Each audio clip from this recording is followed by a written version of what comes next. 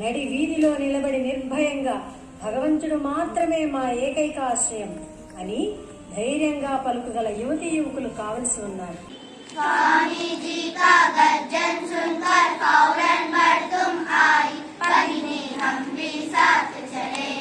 వారిలో నేను ఒక దానిని కావచ్చు కదా. స్వామీజీ, భారతదేశ సేవకై నేను పూర్తి సన్నద్ధం. మీ ఆహ్వానంకై ఎదురు చూస్తున్నాను.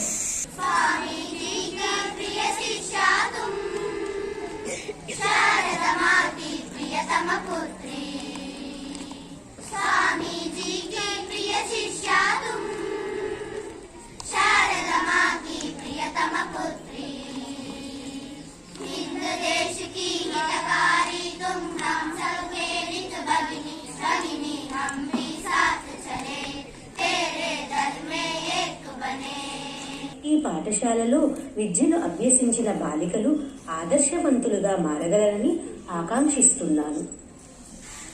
శారదమ్మ ఆశీస్సుల కన్నా మంచి శకునం మరొకటి ఉండబోదు. భావితరపు హైందవ స్త్రీల బంగారు భవితను ఇది సూచిస్తుంది.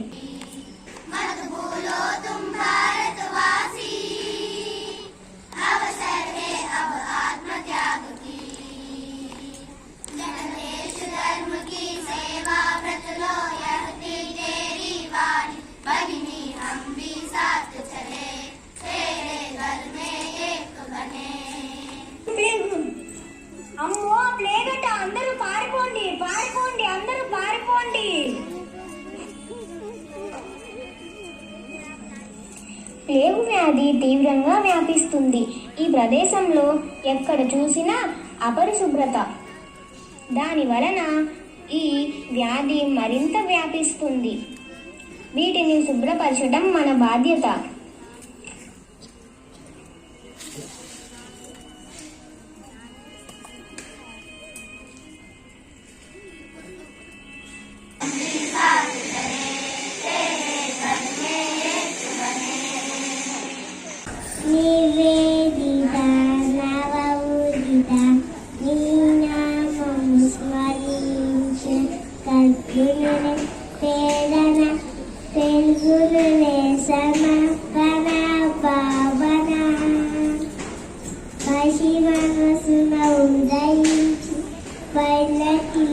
వికసించి వివేకుని ప్రేరణతో పాడతికే పయనించు ఈ ఆద్య రక్షత ఈ ఉద్యమ ప్రణాళిక స్మరణీయు స్మరణీయ. ఇష్ట నివేదిత భారతదేశం యొక్క ఘన చరిత్రను తెలుసుకోవడమే కాక దానిని ఎంత బాగా అర్థం చేసుకున్నారో నేను ఇప్పుడు చెప్పబోయే విషయం ద్వారా తెలుసుకుంటాను.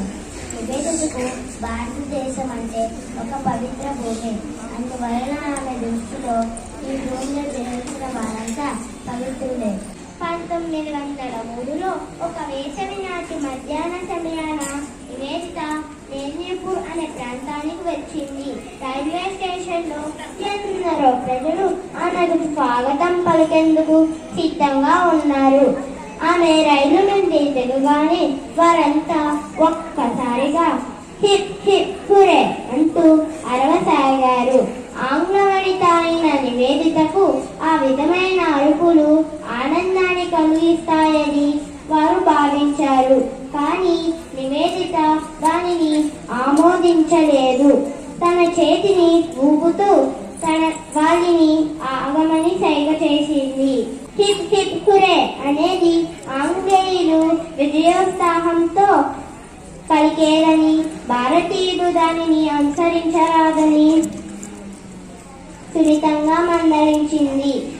నివేదిత భారతదేశానికి వచ్చిన కొన్ని రోజులలో రవీంద్రనాథ్ ఠాగూర్ తన చిన్న కూతురికి ఆంగ్ల మాధ్యమంలో విద్యను నేర్పించమని అడుగుతారు. అందుకు నివేదిత పాశ్చాత్య ఆదర్శాలను విలువలను నేర్పించడం వలన ఏమి మంచి జరగగలదు?